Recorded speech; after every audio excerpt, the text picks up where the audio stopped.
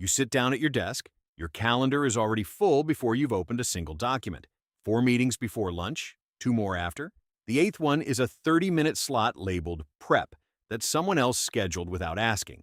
You've done this. You know you have. But here's the part nobody tells you about. The calendar doesn't just fracture your day, it rewires your brain to expect interruption. Pause here. Consider the last time you had 3 hours uninterrupted. Not between meetings, not early morning when you sacrificed sleep. A legitimate, protected block of time assigned to deep work. If you had to think longer than 5 seconds, the system is working exactly as designed. The official story says meetings are coordination tools. They synchronize teams, align priorities, accelerate decisions. You've heard that pitch? You may have even repeated it. But the evidence reveals something else entirely. An apparatus built on a logic that predates the computer, the office, even the industrial clock. You just felt that pause, the moment between reading and recognizing your own calendar staring back at you. That recognition is the evidence no study can replicate. If this already sounds like the language you've been searching for, subscribe so you don't miss the next layer of proof, because we're about to dig into the mechanism that makes meetings feel mandatory even when they cost you more than they deliver. And drop a comment with the word Gantt if you've ever felt like your schedule was designed for someone else's visibility, not your own output. Let's go back to 1910. Henry Gantt publishes his chart while working for U.S. Steel Corporation, a visual scheduling device that plots tasks against time, the first calendar-based management tool. Gantt wasn't trying to control attention. He was solving a production problem. Steel mills needed coordination across shifts. The chart worked. It made steel faster. But here's what nobody talks about. Gantt's logic carried a hidden assumption, that time is a resource you can decompose into discrete blocks, each with a measurable output. This assumption migrated from steel mills to management schools.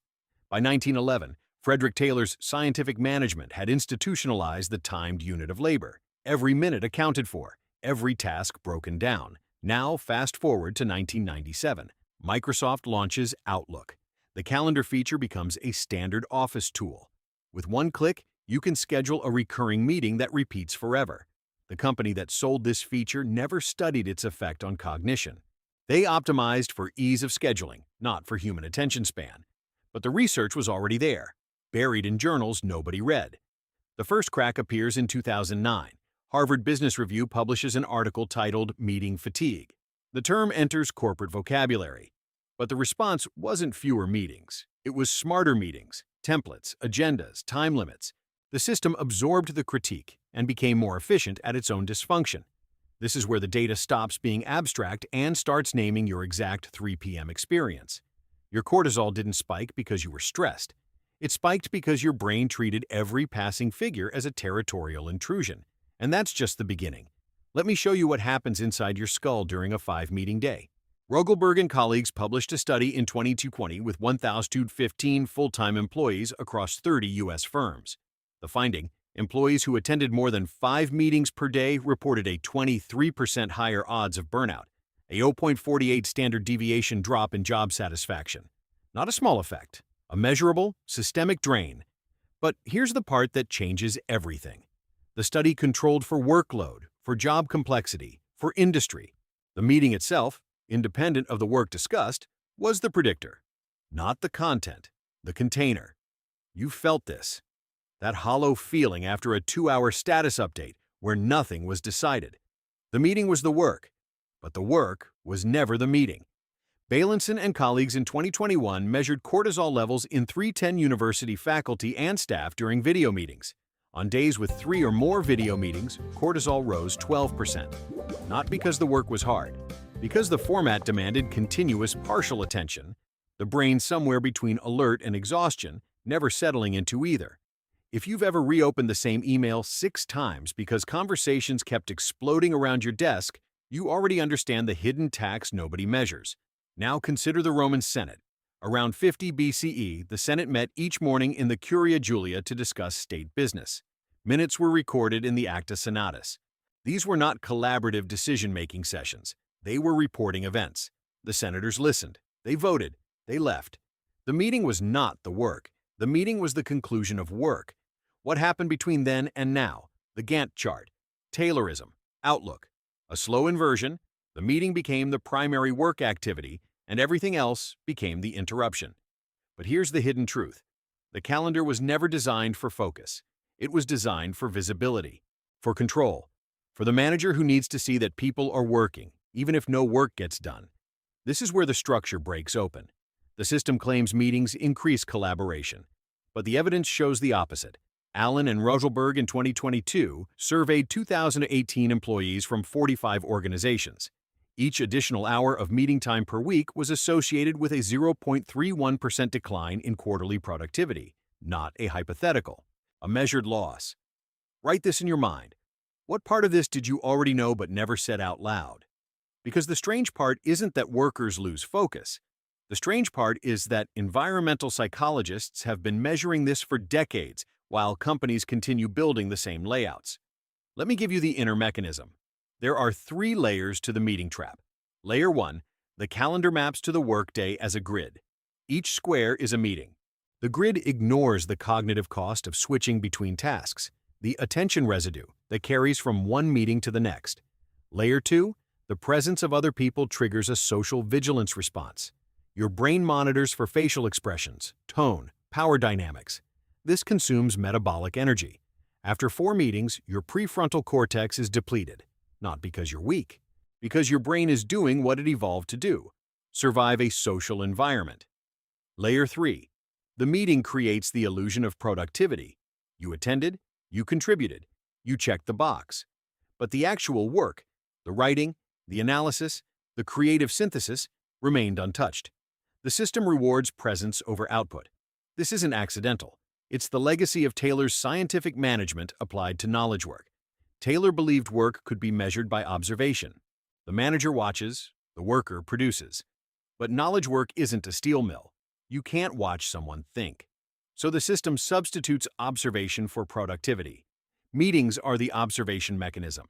Kuchaki and Smith-Crow in 2020 studied 452 mid-level managers.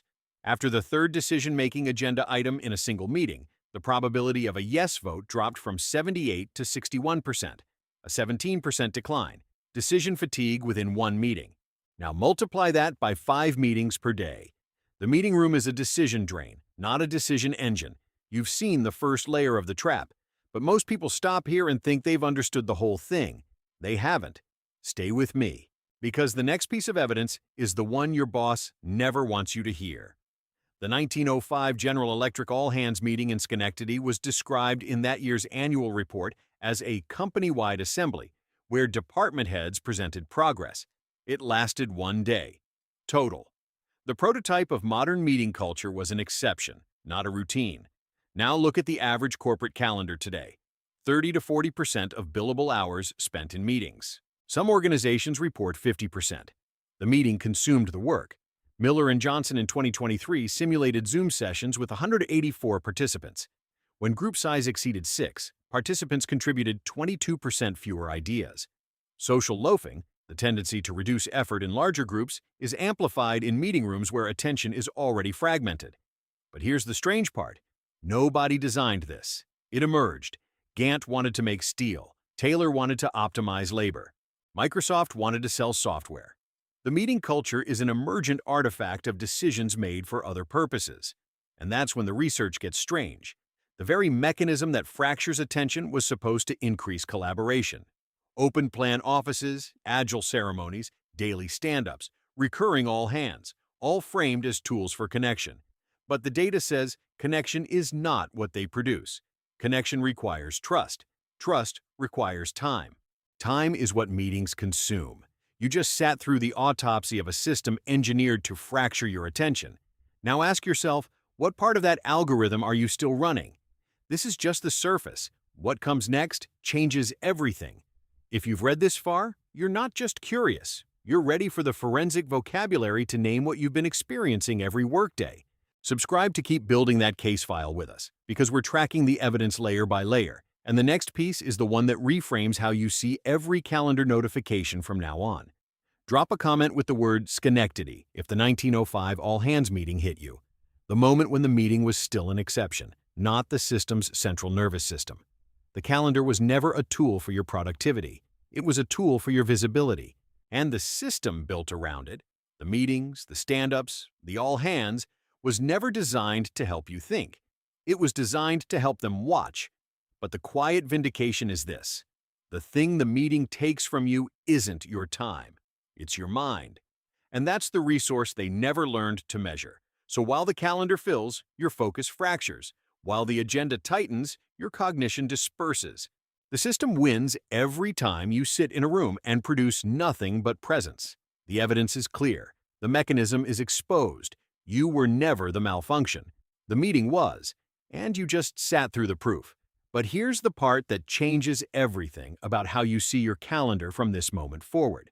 That meeting you have in 30 minutes, the one you're already dreading, your brain is already preparing for it, not in a productive way, in a survival way. Neuroimaging studies from the University of California, Irvine in 2019, tracked brain activity in 37 knowledge workers during their natural workday. The finding was published in the journal Neuroimage. When participants anticipated a meeting within the next 15 minutes, their prefrontal cortex showed reduced activity in the executive function regions, the parts responsible for planning, analysis, and creative thinking. The anticipation of the meeting was itself a cognitive disruptor. Before the meeting started, before anyone said a word, you've experienced this. The 10-minute gap between back-to-back meetings where you stare at the screen, unable to start anything meaningful. That's not a personal failing. That's your brain in a state of pre-interruption limbo, holding resources in reserve because it knows the next disruption is seconds away. Now consider what happens when you remove the meetings. A 2018 experiment at a Dutch financial services firm gave 42 analysts 4 meeting-free mornings per week for 8 weeks.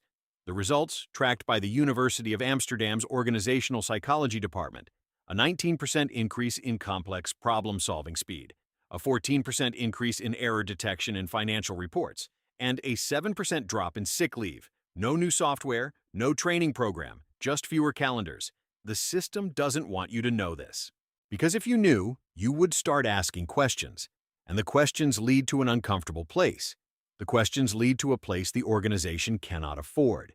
If meetings are not productivity tools but visibility mechanisms, then the entire architecture of the modern workday collapses. Not because it's inefficient, because it was never designed for efficiency in the first place. Every status update, every stand-up, every recurring all hands in a room with 50 people, each one is a ritual of compliance disguised as coordination. You attend to demonstrate you exist. You speak to prove you're engaged. You stay to show you belong. But the work waits.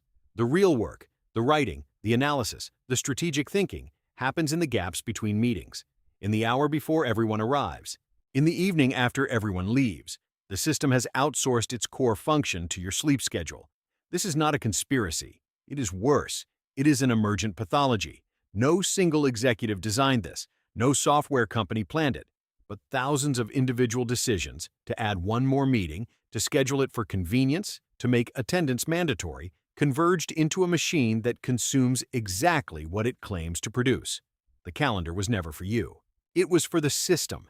And the system has only one measure of your value: your availability. You've seen the evidence now, the studies, the numbers, the mechanisms, the hidden tax of every passing meeting on your cognition, the 23% higher burnout odds, the 12% cortisol spike, the pre-interruption anticipation that drains your focus before the door opens. And yet, the meetings keep coming. Not because they work. Because the alternative, a workday where you decide what to do and for how long, is a threat to the very structure of managerial control.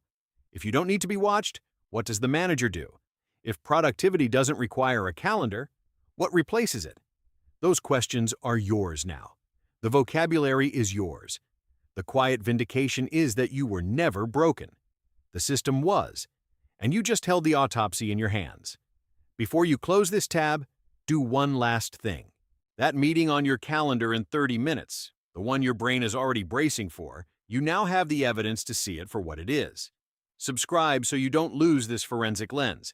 We're only beginning to map the architecture of the system that designed your attention, and the next layer shows exactly how to reclaim it. And in the comments, type pre-interruption if you've ever sat in that 10-minute gap between meetings, staring at a screen, feeling the meeting that hasn't started yet drain you before you even spoke a word.